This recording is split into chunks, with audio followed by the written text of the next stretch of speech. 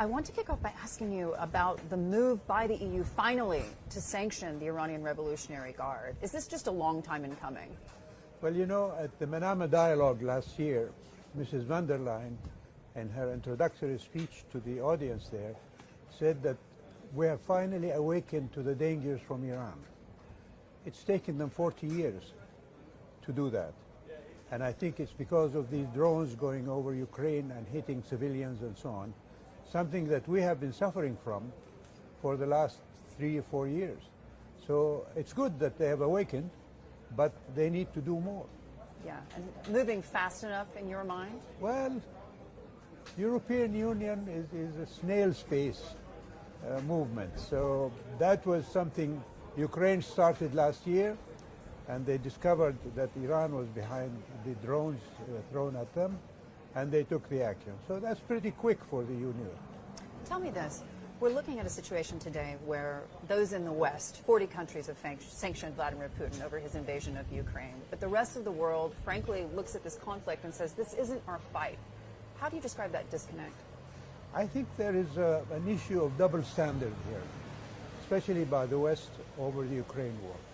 You know, I can speak for the Kingdom. The Kingdom voted for the United Nations General Assembly against the Russian invasion and against the acquisition of territory by force by Russia. But the same should apply to other places, like Palestine, for example. Israel is an occupying force on Palestine, and yet they don't treat Israel like they want us to treat Russia. Iran is interfering in all of our countries, yet they're trying to make a deal with Iran. So this double standard, I think, is what makes others a bit wary or a bit reluctant to fully accept the arguments coming from the West. But you fought Russia in Afghanistan. Do you believe that they are today a bad actor in the world? Look, invasion of any country is a bad action.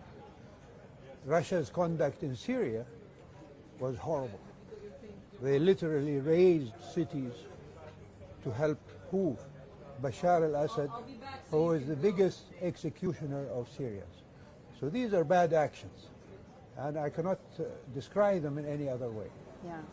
In your mind, is the West on the wrong foot or going down a wrong path when they are attempting to give the Ukrainians more and more weapons?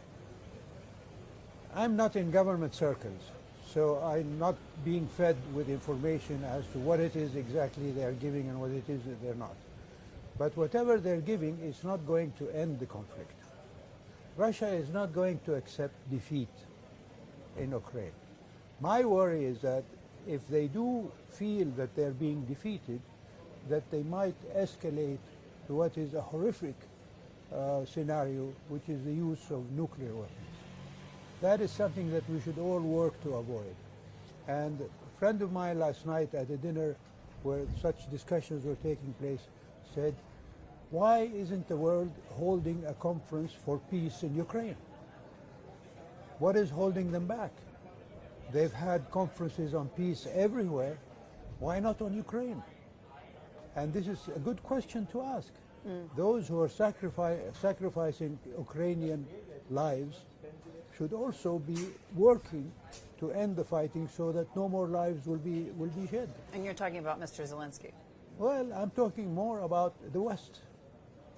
They're the ones who should be calling for a peace conference. They're the ones who should negotiate with the Russians. You were in government during the Cold War. Do you see this as the same type of scenario? It's different. During the Cold War, there was a sense of balance between horrific potentials, which was the nuclear holocaust that might come of a conflict between the Soviet Union and the West. Now we see that there is these small fires being allowed, and in Ukraine, as I said, it is going to continue. The dripping in of German tanks or American missiles is not going to give Ukraine victory. It's simply going to wear out the Russians for a long time without any end in sight. And that's why I say there is a need.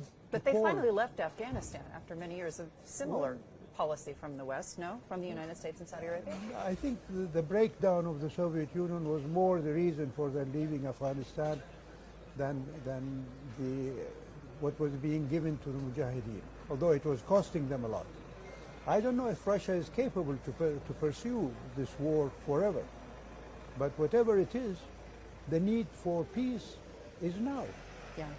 One of the questions I think that most of us who cover energy markets have been asking is one of which, why is it that OPEC plus countries, who all believe that the world is going to continue to need fossil fuels, they're going to need oil, they're going to need gas, and in the second half of this year, presumably, as Chinese demand comes back online, why they're not pumping enough to satisfy that demand? Well, OPEC Plus is seeking for a stability in the oil markets. It's not seeking either to raise prices nor to allow them to fall so that other countries will suffer from it, especially the oil producers. The balance is being struck now. As you saw after the decision back in October or September, when people were saying the oil prices will go up to 150 if you reduce the 2 million barrels or so on, the price remains stable. And so the need for increasing oil production will come when the Chinese demand will rise. OPEC Plus, and particularly Saudi Arabia, is always willing to meet the necessary demand worldwide, not just because of China. So this is something. I just came from a session on energy, and what struck me there is that there are still people in the West particularly who are saying that you must stop any investment in oil and gas. They're just being, I don't know, blind to the facts that you cannot avoid to stop using oil and gas for another decade or 2 decades or 3 decades, as Mr. Biden himself finally said in the State of the Union message. And if he is saying that, and he was the one who declared war on fossil fuels when he became president, well, others should follow suit. Do you think it's a bit contradictory that those who are calling on OPEC Plus members to pump more are at the same time telling their own producers don't? Well, it's not just, how can I put it? It's hypocritical. And I think they should mind what they say. Your Royal Highness, thank you as always for joining CNBC. Thank you.